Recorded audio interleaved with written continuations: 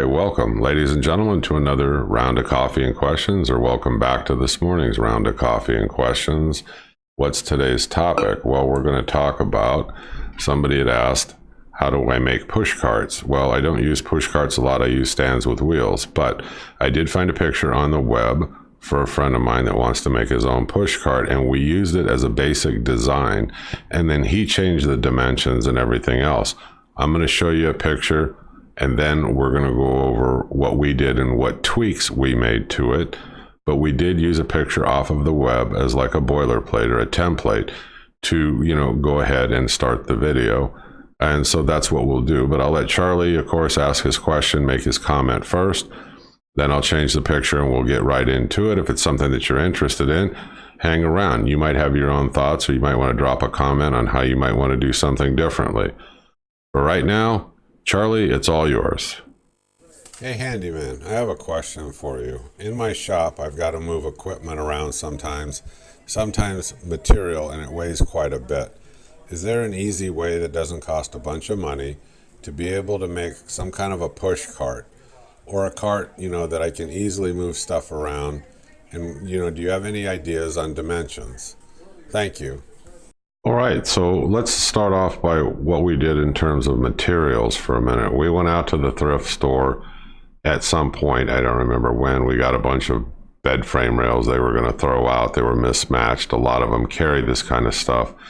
And we got them for almost next to nothing. I think for $5, we got 10, 11, 12 like long, pieces where you can cut off all the connecting points on them, where you've got just square.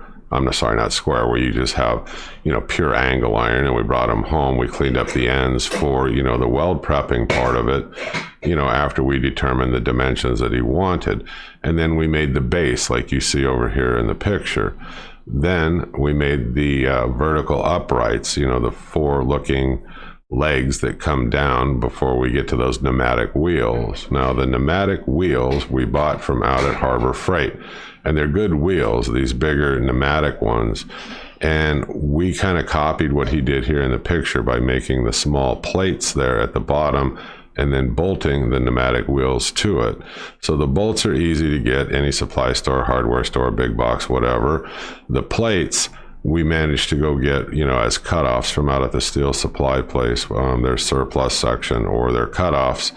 We got those enough, on the cheap side to come home, and we cut them, perfectly square to make, the base of this. And then we, drilled through it, and we put the bolts in it, and then that put the wheels into it. While we were out there, we went ahead, I think it was like for $6 for 10 feet or something. We got, I think it was 1.5 inch wide, just flat steel. And so then we made those braces you see on the bottom part there that go from wheel to wheel to wheel all the way around.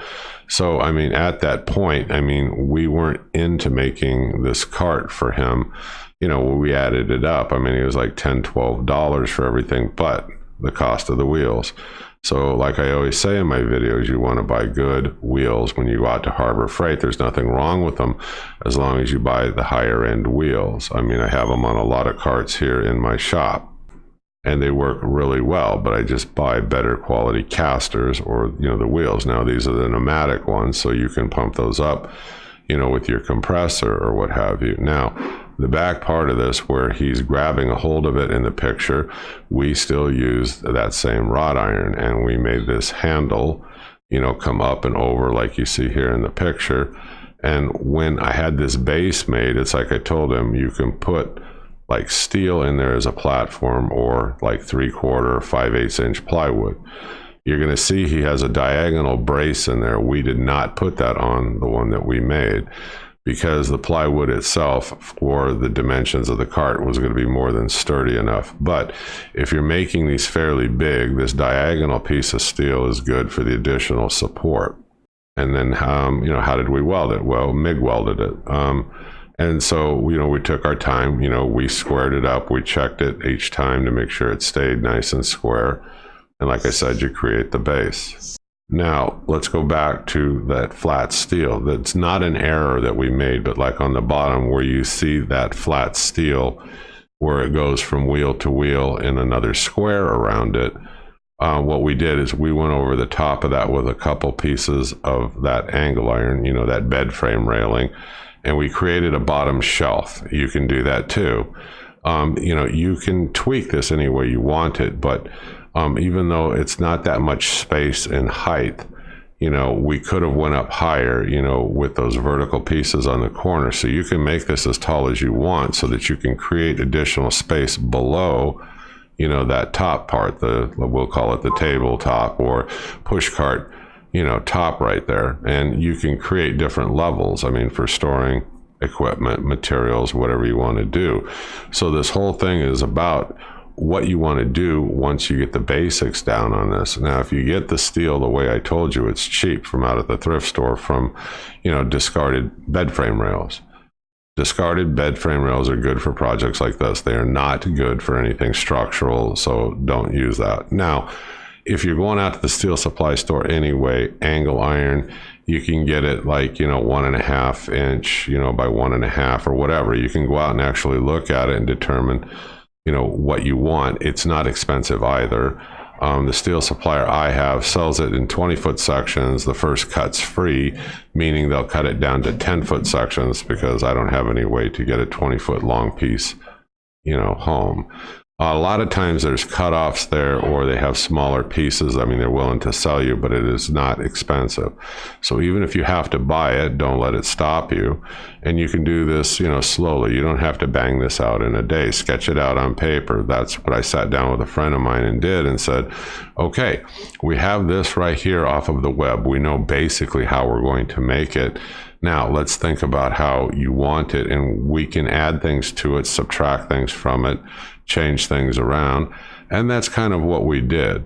On the back part of this, he put a couple of small, I think they were 1.25 inch round pieces of bar stock. We, bent them kind of like a U because he wanted a place to be able to drape a very long extension cord that he had. And then that way he could go, just and then loop it around and, tie it up. So not everybody wants to do that. But my point is you can actually add and subtract from this and do the things that you want once you have the basic cart built. If you're not sure, go ahead and start building it. That's what we did. I didn't do it. I had helped him get the steel together and all that. And then I had left a couple days later. I went over. He had done the frame that you see here in the picture, but he hadn't put the casters on it yet. We went out and got the casters. We came back. He marked the holes, drilled them. He put the bolts in. He was pretty jazzed about, how it was starting to look. So when he was at that point, just like here in the picture, he said, you know what, I'm going to take a day or two because I'm not in a rush. I'm going to put some thought into this. He goes, because I'm going to create, that bottom shelf on here. And that's, like I said earlier, where we added a couple more pieces, of that angle iron. And he was able to set 3/4 or 5/8, I forgot, the plywood in there and create that second storage level. You can do that too. And then, he started thinking about if he wanted to add any kind of hooks or anything to this, or is there anything else he wanted to do? And I told him, look, it doesn't matter. Go ahead and put, your top base on there, plywood, whatever you want. You can always modify this downstream. It would be really easy. You can add to it. Whatever you want, tool holders or not. So those are my thoughts on this project. That's how we approached it.